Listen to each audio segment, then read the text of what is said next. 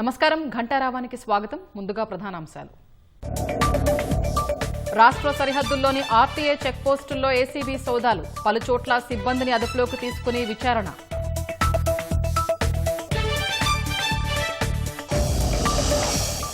రాష్ట్రంలో భూముల సర్వేతో సమస్యలకు పడనున్న అడ్డుకట్ట, నేడు సర్వేయర్లకు లైసెన్సులు అందించనున్న ముఖ్యమంత్రి.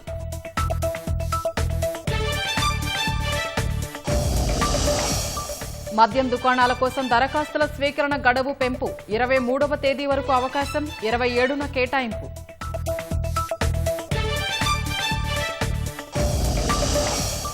నల్గొండ జిల్లాలో వాటర్ ట్యాంకు కూలి తల్లి కుమారుడు మృతి, రేకుల షెడ్డుపై ఏర్పాటు చేయడంతో బరువు ఎక్కువై ప్రమాదం.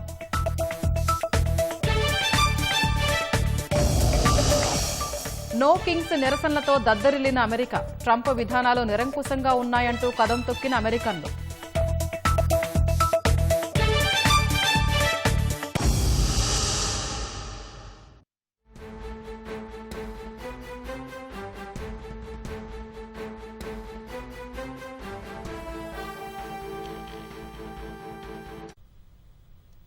రాష్ట్ర సరిహద్దులోని ఆర్టీఏ చెక్ పోస్టులపై ఏసీబీ అధికారులు విస్తృతంగా సోదాలు నిర్వహిస్తున్నారు. అర్ధరాత్రి నుంచి చెక్ పోస్టులో తనిఖీలు కొనసాగుతున్నాయి. అవినీతి ఆరోపణలతో సోదాలు నిర్వహించిన పలువురు సిబ్బందిని అదుపులోకి తీసుకున్నారు. రాష్ట్ర సరిహద్దుల్లోని ఆర్టీఏ చెక్ పోస్టుల్లో ఏసీబీ సోదాలు నిర్వహిస్తోంది. వాహనాల నుంచి ప్రైవేటు సిబ్బంది అక్రమంగా డబ్బులు వసూలు చేస్తున్నారనే ఫిర్యాదులపై ఏసీబీ అర్ధరాత్రి నుంచి తనిఖీలు జరుపుతోంది. పలుచోట్ల చెక్ పోస్టులో నగదును స్వాధీనం చేసుకున్నారు. ఖమ్మం జిల్లా, భద్రాద్రి కొత్తగూడెం జిల్లాలోని ఆంధ్ర తెలంగాణ సరిహద్దు ప్రాంతమైన పెనుబల్లి మండలం, ముత్తగూడెం, అశ్వారావుపేట రవాణా చెక్ పోస్టుల్లో అర్ధరాత్రి నుంచి ఏసీబీ అధికారులు సోదాలు నిర్వహిస్తున్నారు. అంతర్రాష్ట్ర వాహనాల నుంచి అక్రమంగా డబ్బులు వసూలు చేస్తున్నారనే ఆరోపణలతో దాడులు నిర్వహిస్తున్నట్లు తెలుస్తోంది. చెక్పోస్టు వద్ద లారీల్ని ఆపి డ్రైవర్లు చెక్పోస్టులో డబ్బులు ఇస్తున్నట్లు అధికారులు గుర్తించారు. ప్రభుత్వం చెక్పోస్టులు ఎత్తివేసినప్పటికీ కొనసాగుతూ ఉండడంతో ఏసీబీ అధికారులు ఈ దాడులు చేశారని తెలుస్తోంది. సంగారెడ్డి జిల్లా మొగుడంపల్లి మండలం మాడిగి అంతర్రాష్ట్ర ఆర్టీఏ చెక్పోస్టులో ఏసీబీ అధికారులు దాడులు నిర్వహించారు. విధుల్లో ఉన్న మోటార్ వెహికల్ ఇన్స్పెక్టర్ కిరణ్ కుమార్ను అదుపులోకి తీసుకుని లెక్కల్లో చూపని 43,000 నగదును స్వాధీనం చేసుకున్నారు. అక్రమంగా రూపొందించిన డ్యూటీ చార్ట్లను సీజ్ చేశారు.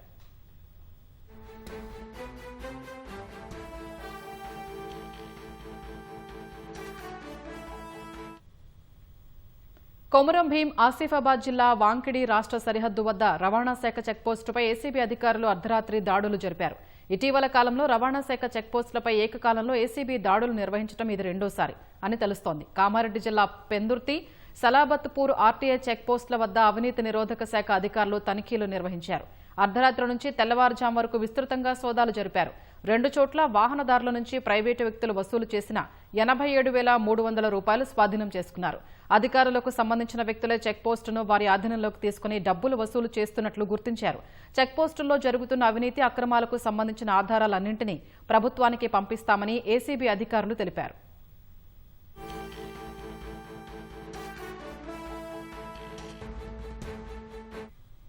రాష్ట్ర సరిహద్దుల్లోని ఆర్టీఏ చెక్ పోస్టుల్లో ఏసీబీ సోదాలకు సంబంధించి మరింత సమాచారం మా ప్రతినిధి రమేష్ అందిస్తారు. రమేష్, ఆర్టీఏ చెక్ పోస్టులో విస్తృత స్థాయిలో ఏసీబీ సోదాలకు సంబంధించి వివరాలేంటి?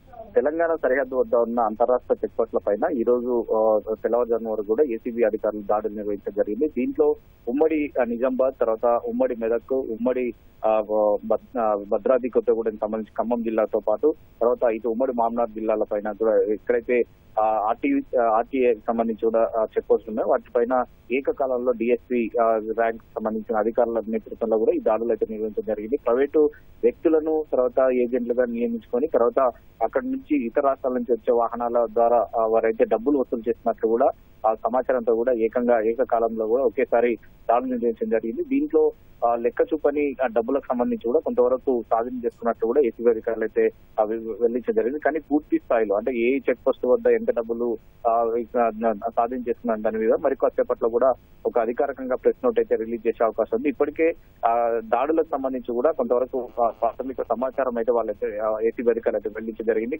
గతంలో ఇదే తరహాలో కూడా ప్రైవేటు వ్యక్తులు ఒక చెక్ పోస్ట్ వద్ద వద్ద ఒక డబ్బాలను ఏర్పాటు చేసి తర్వాత వాహనదారులు డ్రైవర్లు ఎవరైతే ఉంటారో వాళ్ళు తీసుకువచ్చి ఆ నగదును ఆ డబ్బాలో వేసే విధంగా కూడా ఏజెంట్లు తర్వాత అక్కడ ఉన్న ప్రైవేటు వ్యక్తులు అక్కడ ఏర్పాటు చేయడం జరిగింది. వీటిని డ్రైవర్ రూపంలో వెళ్లిన ఏసీబీ అధికారులు ఏకంగా అక్కడ ఉన్న డబ్బాలతో పాటు నగదు కూడా స్వాధీనం చేసుకొని కొంతమందిని అదుపులో తీసుకొని గతంలో విచారించడం జరిగింది. దాంతో ఆర్టీఐకి సంబంధించి కూడా అవినీతిగా పేరుకపోతుందని చెప్పి కూడా ఏసీబీ అధికారులు గుర్తించి గతంలో ప్రభుత్వానికి ఒక నివేదిక ఇవ్వడం జరిగింది. దానికి అంతరాష్ట్రాలకు సంబంధించిన చెక్ పోస్టులు ఎక్కడైతే ఉన్నాయో వాటిని ప్రత్యాయ మార్గంగా దానికి సంబంధించి కూడా ఏర్పాటు చేయాలని చెప్పి కూడా ప్రభుత్వం అధికారులు అయితే ప్రభుత్వం దృష్టికి అయితే తీసుకురావడం జరిగింది. దీంతో ప్రభుత్వం దానికి సంబంధించి కూడా చర్యలు తీసుకుని కూడా ఒక పక్క సిద్ధం అవుతున్నప్పటికీ మరొకసారి కూడా అదే తరహాలో కూడా ఇటు ఆర్టీఏ సిబ్బంది కానీ తర్వాత అక్కడ ఉన్న ప్రైవేట్ ఏజెంట్ల రూపంలో కూడా డబ్బులు ఇంకా వసూలు చేస్తున్నట్లు తెలుస్తుంది. కేవలం ఇప్పుడు ఈ రోజు ఉన్న సమాచారం ప్రకారం అయితే ఉమ్మడి నిజామాబాద్ లోని కామారెడ్డి జిల్లా తర్వాత కామారెడ్డితో పాటు మరొక చెక్ పోస్ట్ వద్ద కూడా దాదాపు 40,000కు పైగా కూడా వాళ్ళు ఏసీబీ అధికారులు అయితే స్వాధీనం చేస్తున్నట్లయితే చెప్పడం కానీ మిగతా వాటిల్లో కూడా డబ్బు స్వాధీనం చేసుకున్నారు. కొంతమంది పత్రాలకు సంబంధించి కూడా స్వాధీనం చేసుకున్నట్లయితే అధికారులు అయితే చెల్లించడం జరిగింది. కానీ ఇప్పటికే ప్రభుత్వం దృష్టికి ఇది అవినీతికి సంబంధించి పేర్కపోతుంది చెక్ పోస్ట్ పైన చెప్పి ప్రభుత్వం దృష్టికి తీసుకొచ్చింది. కానీ మరొకసారి ఈ దాడులు నిర్వహించడంతో కూడా ఆ ప్రభుత్వం తగిన చర్యలకు ముమ్మరం చేసే అవకాశం ఉంది. ప్రత్యాయ మార్గంలో అంటే ఇతర రాష్ట్రాల నుంచి వచ్చే వాహనాలకు సంబంధించి అనుమతించడానికి ప్రత్యాయ మార్గంలో అంటే క్యూఆర్ అంటే ఆన్లైన్ పద్ధతికి సంబంధించి కానీ తర్వాత ఇతర దాని మీద కూడా ఏమైనా చేస్తారనేది కూడా ప్రస్తుతం అయితే వేచి రావాల్సిన పరిస్థితి అయితే ఉంది. ధన్యవాదాలు రమేష్.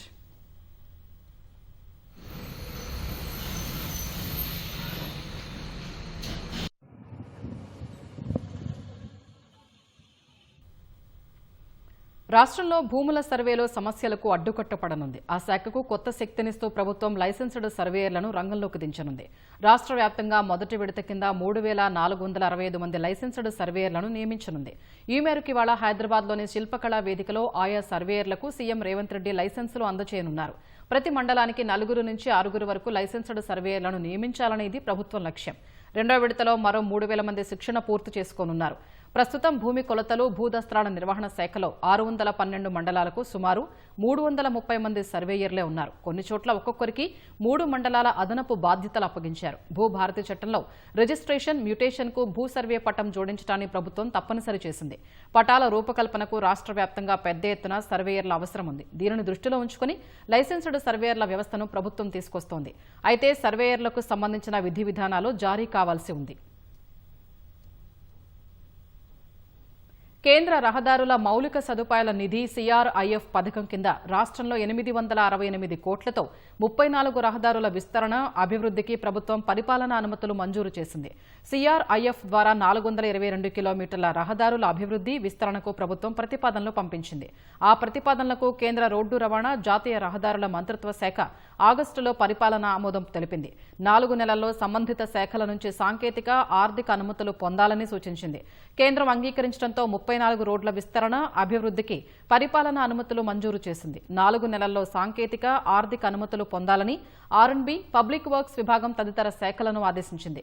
రాష్ట్ర ప్రభుత్వ నిధులతో రోడ్ల విస్తరణ అభివృద్ధి చేపట్టి వివరాలు సమర్పిస్తే కేంద్రం ఆ వ్యయాన్ని చెల్లిస్తుంది.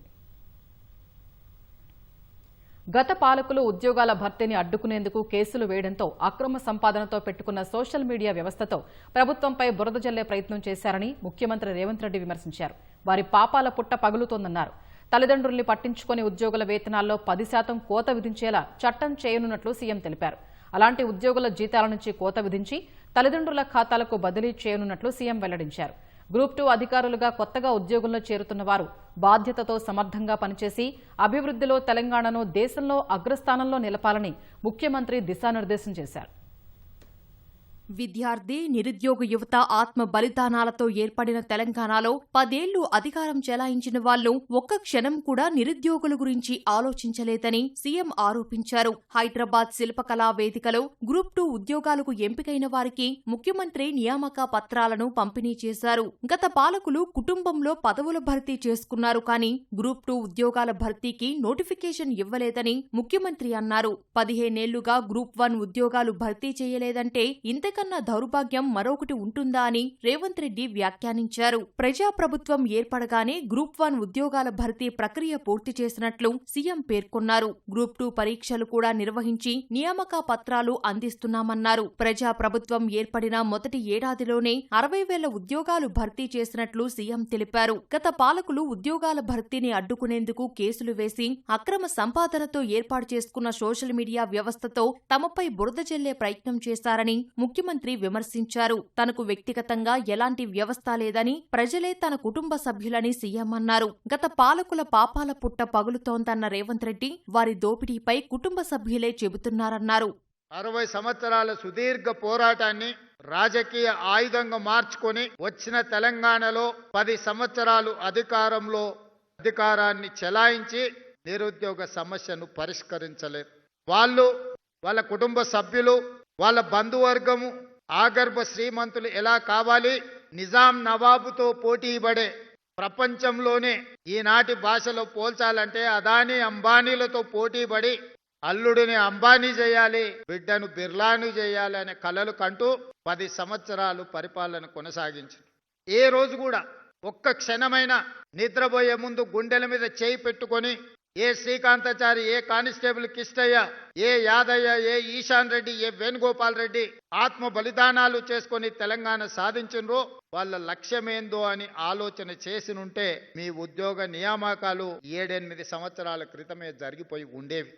ఈనాడు తెలంగాణ పునర్నిర్మాణంలో మీరు సీనియర్ అధికారులుగా ఈ ప్రభుత్వంలో బాధ్యత వహించి ఉండేవాళ్ళు. సెంటిమెంట్తో మళ్లీ అధికారంలోకి రావాలనుకుంటున్నారని, అలాంటి వారి పట్ల జాగ్రత్తగా ఉండాలన్నారు. ఇప్పటి వరకు నిరుద్యోగ యువతగా ఉండి నేటి నుంచి గ్రూప్ 2 ఆఫీసర్లు అయిన వారు బాధ్యతతో సమర్థవంతంగా వ్యవహరించాలన్నారు. రైజింగ్ తెలంగాణ 2047 విజన్ డాక్యుమెంట్కు అనుగుణంగా పనిచేయాలని ముఖ్యమంత్రి దిశానిర్దేశం చేశారు. అభివృద్ధిలో దేశంలోనే తెలంగాణను ఆదర్శంగా నిలపాలని ముఖ్యమంత్రి రేవంత్ రెడ్డి పేర్కొన్నారు. రక్తం చెమటగా మార్చి గ్రూప్ 2 అధికారులుగా చేసిన తల్లిదండ్రులను మర్చిపోవద్దని నియామక పత్రాలు అందుకున్న వారికి సీఎం రేవంత్ రెడ్డి హితవు చెప్పారు. మా ఆడపిల్లలు అందరూ అత్తగారింటికి పోతారు, ఉద్యోగం వచ్చింది కాబట్టి పెళ్లి చేసుకొని. వాళ్ళ జీవితంలో అత్తామామలు వస్తారు. మరి అత్తామామలనే చూసుకోవాలి, తల్లిదండ్రులను చూసుకునే బాధ్యత లేదా అని మీరు అనుకుంటే ఈనాడు తల్లిదండ్రులు కొడుకైనా బిడ్డైనా సమానంగా చూసుకుంటారు.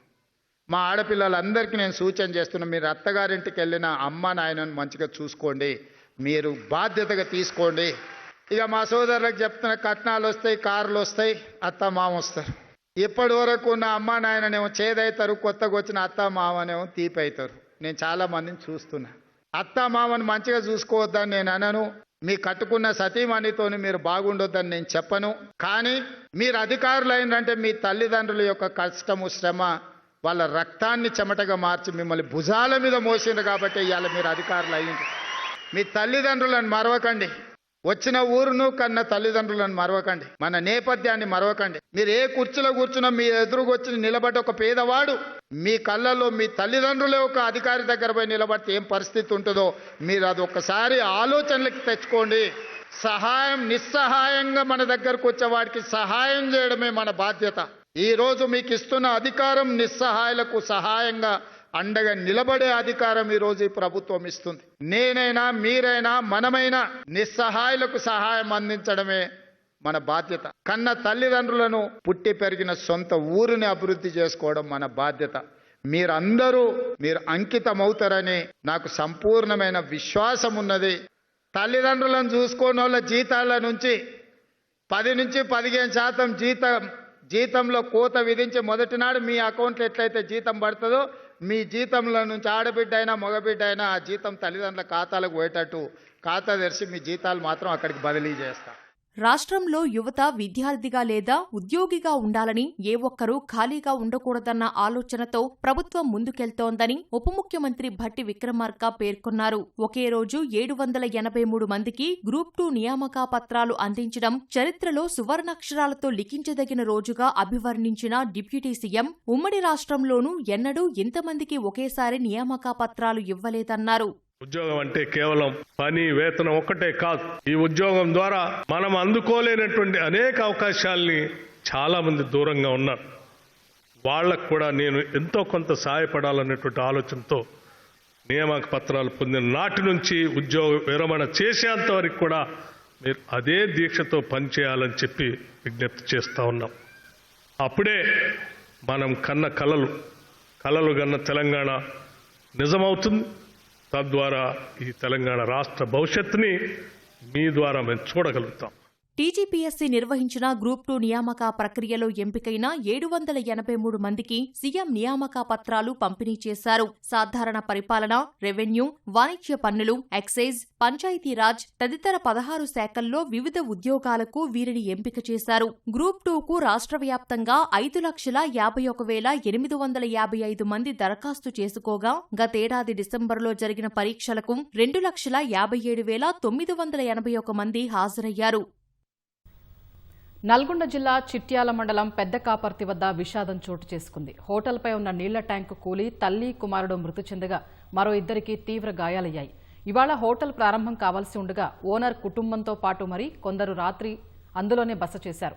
రేకులపై బరువు ఎక్కువ కావడంతో వాటర్ ట్యాంకు కూలిపోయినట్లు అనుమానిస్తున్నారు. క్షతగాత్రుల్ని చికిత్స నిమిత్తం స్థానికులు ఆసుపత్రికి తరలించారు. తెల్లారితే షాప్ ప్రారంభించి సంతోషంగా ఉండాల్సిన సమయంలో విషాదం చోటు చేసుకోవడంతో మృతుల కుటుంబ సభ్యులు, బంధువులు కన్నీరు మున్నీరుగా విలపిస్తున్నారు. జోగులాంబ గద్వాల జిల్లా థరూర్ మండలం నెట్టెంపాడు పథకం అప్రోచ్ ఛానల్ కెనాల్లో ప్రమాదవశాత్తు ఓ వ్యక్తి జారిపడ్డాడు. కర్ణాటకలోని బీజాపూర్కు చెందిన తానాజీ అనే వ్యక్తి పాగుంట వెంకటేశ్వర స్వామి బ్రహ్మోత్సవాల కోసం కుటుంబ సభ్యులతో కలిసి టీదొడ్డి మండలం వెంకటాపురం గ్రామానికి వచ్చారు. ఈ క్రమంలో చేపల వేట కోసం గుడ్డెందొడ్డి లిఫ్ట్ 1 అప్రోచ్ ఛానల్ కెనాల్ వద్దకు చేరుకుని చేపలు పట్టడానికి కాల్వలోకి దిగే ప్రయత్నం చేశాడు. ప్రమాదవశాత్తు కాలు జారి 70 అడుగుల లోతు ఉన్న అప్రోచ్ ఛానల్ సొరంగ మార్గం ముందు పడిపోయాడు. తానాజీ కాల్వలో పడిన సమయంలో పెద్ద శబ్దం రావడంతో స్థానికులు గమనించి థరూర్ ఎస్ఐ శ్రీహరికి సమాచారం ఇవ్వగా ఎస్ఐ శ్రీహరి రెస్క్యూ సిబ్బందిని అప్రమత్తం చేశారు. వారంతా ఘటనా స్థలికి చేరుకుని తానాజీని తాళ్ల సహాయంతో ప్రాణాలతో బయటకు తీశారు. ప్రమాదంలో తానాజీకి గాయాలైనట్లు తెలిపారు. మహారాష్ట్రలోని నందూర్బార్ జిల్లాలో వేగంగా వెళుతున్న మినీ ట్రక్ లోయలో పడి 8 మంది మృతి చెందారు. 15 మంది గాయపడ్డారు. ఈ ఘటన తలోడా పోలీస్ స్టేషన్ పరిధిలోని చంద్రశైలి ఘాటు వద్ద చోటు చేసుకుందని పోలీసులు తెలిపారు. సుమారు 40 మంది ప్రయాణికులతో ఒక తీర్థయాత్ర నుంచి తిరిగి వస్తున్న మినీ ట్రక్ నియంత్రణ కోల్పోయి 200 అడుగుల లోయలో పడిపోయిందని చెప్పారు. ఈ సమాచారం అందగానే సహాయక చర్యలు చేపట్టి క్షతగాత్రుల్ని సమీపంలోని ఆసుపత్రికి తరలించామన్నారు. డ్రైవర్ నిర్లక్ష్యంగా వేగంగా వాహనం నడపడమే ప్రమాదానికి కారణమని ప్రాథమికంగా అంచనా వేశారు. ఈ ఘటనపై కేసు నమోదు చేసి దర్యాప్తు చేస్తున్నట్లు వివరించారు. పంచాయతీరాజ్ శాఖలో పెండింగ్ బిల్లుల్ని చెల్లించాలని కోరుతూ సీఎం రేవంత్ రెడ్డికి జాతీయ బిల్డర్స్ అసోసియేషన్ లేఖ రాసింది. రాష్ట్ర రహదారుల అభివృద్ధి కోసం ప్రభుత్వం తీసుకుంటున్న హెచ్ఐఎం రహదారుల ప్రాజెక్టుల విషయంలో ప్రభుత్వానికి సంపూర్ణ మద్దతు ఇస్తున్నట్లు తెలిపింది. గడిచిన 2 ఏళ్లుగా రహదారుల మరమ్మతులు, అత్యవసర రిపేర్లు, వర్షాల వల్ల నష్టపోయిన రోడ్ల పునరుద్ధరణ పనులు చేసిన చిన్న కాంట్రాక్టర్ల బిల్లులు పెండింగ్లో ఉన్నట్లు లేఖలో ప్రస్తావించింది. 10,000 నుంచి ₹1,00,00,000 వరకు దాదాపు 800 కోట్ల బిల్లులు చెల్లించకపోవడంతో చిన్న కాంట్రాక్టర్లు ఆర్థిక ఇబ్బందులతో సతమతమవుతున్నారని అసోసియేషన్ జాతీయ ఉపాధ్యక్షుడు డివిఎన్ రెడ్డి, రాష్ట్ర చైర్మన్ సురేందర్లు పేర్కొన్నారు. 2024 జనవరిలో జరిగిన ఆల్ ఇండియా బిల్డర్స్ అసోసియేషన్ సమావేశంలో పెండింగ్ బిల్లులు విడుదల చేస్తామని ప్రభుత్వం హామీ ఇచ్చినట్లు గుర్తు చేశారు. కొత్తగా హెచ్ఐఎం ప్రాజెక్టుల టెండర్లు పిలిచే ముందు ₹1,00,00,000 లోపు ఉన్న అన్ని పెండింగ్ బిల్లుల్ని విడుదల చేయాలని ప్రభుత్వాన్ని విజ్ఞప్తి చేశారు.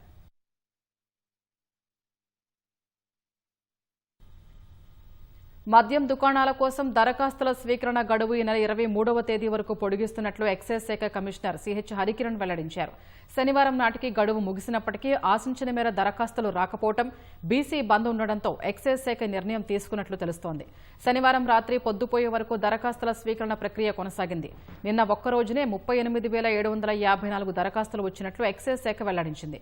నిన్నటి వరకు 85,363 దరఖాస్తులు రావడం ద్వారా దరఖాస్తుకు ₹3 లక్షల లెక్కన మొత్తం 2,560 కోట్ల ఆదాయం వచ్చింది. ఈ నెల 27వ తేదీన ఆయా జిల్లాల కలెక్టర్ల సమక్షంలో మద్యం షాపులకు డ్రా ఉంటుందని కమిషనర్ వివరించారు. కర్ణాటక రాజకీయాల్లో అంతర్గత వ్యవహారాలు కీలకంగా మారుతున్నాయి. ముఖ్యమంత్రిగా సిద్దరామయ్య బాధ్యతలు చేపట్టి వచ్చే నెలకు 2.5 ఏళ్లు అవుతుంది.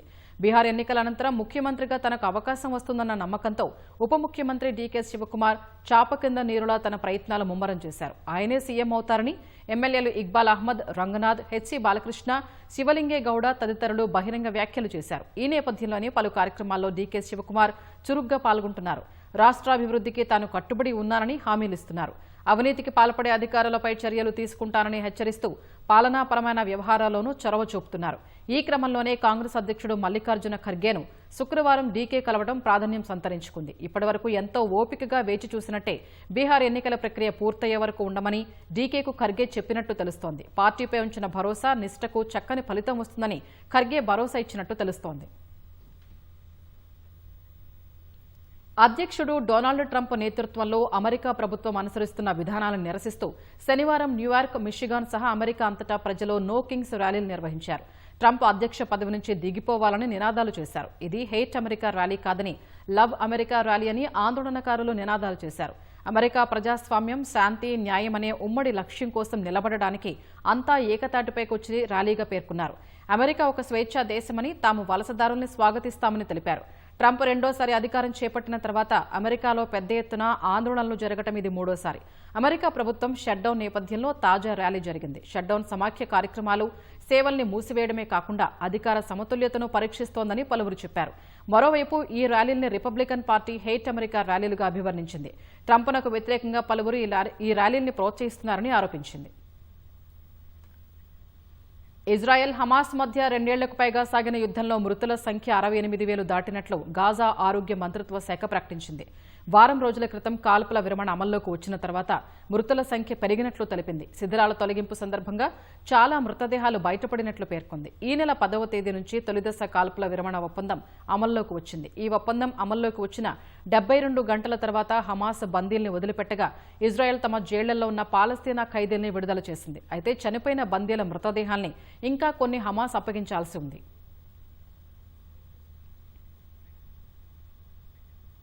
దీపావళి వేడుకలు అంగరంగ వైభవంగా జరుపుకునేందుకు రాష్ట్ర ప్రజలు సిద్దమవుతున్నారు. సెలవు రోజు కావడంతో పిల్లలు ముందస్తుగానే టపాసులు పేలుస్తూ ఆనందంగా గడుపుతున్నారు.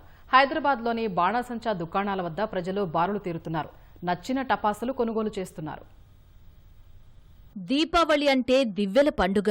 దీపాల వెలుగుల్లో లోగిళ్లు తళుకులీనుతూ ఉండగా చిన్నా పెద్ద టపాసులు కాలుస్తూ ఆనందోత్సాహాలలో మునిగి తేలుతారు. వెలుగు జిలుగుల పండుగ నేపథ్యంలో హైదరాబాద్లోని బాణాసంచా దుకాణాలు కొనుగోలుదారులతో కిటకిటలాడుతున్నాయి. పలు రకాల టపాసుల్లో ఎవరికి నచ్చినవి వారు కొనుక్కుంటున్నారు. గత ఏడాదితో పోలిస్తే ఈసారి టపాసుల ధరల్లో స్వల్ప పెరుగుదల ఉన్నట్లు తెలుస్తోంది.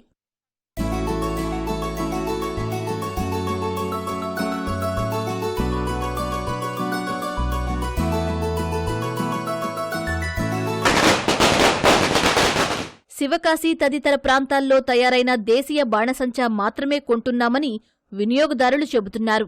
చైనా తయారీ టపాసులు ఒక్కోసారి చేతిలోనే పేలిపోయే ప్రమాదం ఉందని అంటున్నారు. అవి మార్కెట్లోనే లేవని వ్యాపారులంటున్నారు.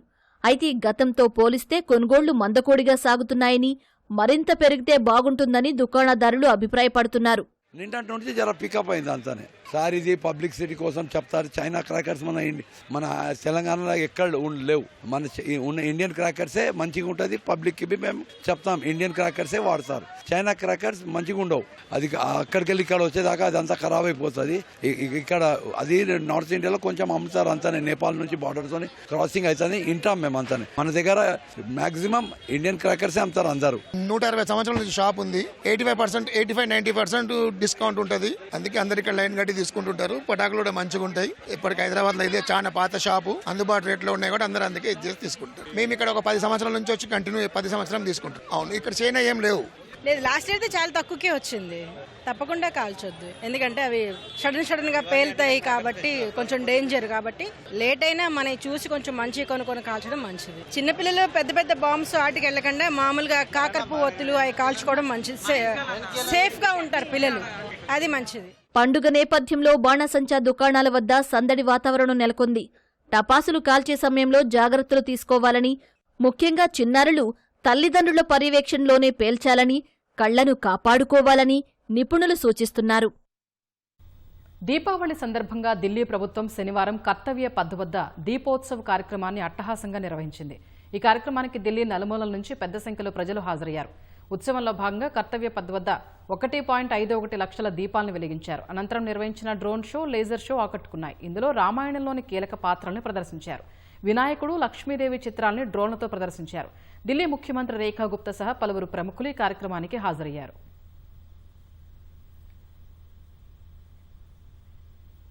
పశ్చిమ బెంగాల్లో ఇటీవల సంభవించిన వరదలతో నిరాశ్రయులైన బాధితులను అక్కడి నాయి బ్రాహ్మణులు తమ వంతు సాయం అందిస్తున్నారు.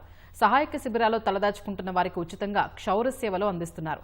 ఇటీవల జల్పాయిగుడి జిల్లాను వరదలు ముంచెత్తాయి. వరద బాధితుల్ని దీదీ ప్రభుత్వం పునరావాస శిబిరాలకు తరలించింది. ఈ క్లిష్ట సమయంలో ప్రభుత్వంతో పాటు స్వచ్ఛంద సంస్థలు, దాతలు బాధితులకు అండగా నిలిచారు. బార్బర్స్ అసోసియేషన్ సభ్యులు కూడా పునరావాస కేంద్రాల్లో తలదాచుకుంటున్న పురుషులకు ఉచితంగా క్షౌరం చేస్తున్నారు. నాయి బ్రాహ్మణుల ఉదారతపై ప్రశంసల జల్లు కురుస్తోంది. 25 గంటల పాటు దోసెలు వేసి ప్రపంచ రికార్డు సృష్టించేందుకు అడుగు దూరంలో ఉన్నారు మహారాష్ట్రకు చెందిన ప్రఖ్యాత చెఫ్ విష్ణు మనోహర్. అమరావతిలో ఈ ఉదయం 7 గంటల నుంచి దోసెలు వేయడం ప్రారంభించిన ఆయన రేపు ఉదయం 8 గంటల వరకు ఏకధాటిగా దోసెలు వేయనున్నారు. ఇప్పటికే 24 గంటల పాటు దోసెలు వేసిన రికార్డు ఆయన పేరు మీద ఉంది. తన రికార్డును తానే బద్దలు కొట్టేందుకు విష్ణు మనోహర్ ప్రయత్నిస్తున్నారు. ఆయన వేసిన దోసెల్ని తినేందుకు జనాలు కూడా తరలివస్తున్నారు. వారి కోసం చెఫ్ విష్ణు మనోహర్ దోసెల్ని ఉచితంగా అందిస్తున్నారు. వచ్చే ఏడాది పుణేలో 26 గంటల పాటు దోసెలు వేసి మరో రికార్డు నెలకొల్పుతారని విష్ణు మనోహర్ ఆశాభావం వ్యక్తం చేశారు. 2003లో ఈటీవీ చేపట్టిన వంటల కార్యక్రమం ద్వారా తనకు గుర్తింపు వచ్చిందని విష్ణు మనోహర్ తెలిపారు. రేపు ఉదయం నాటికి 15,000 దోసెలు వేసే అవకాశం ఉందని చెప్పారు.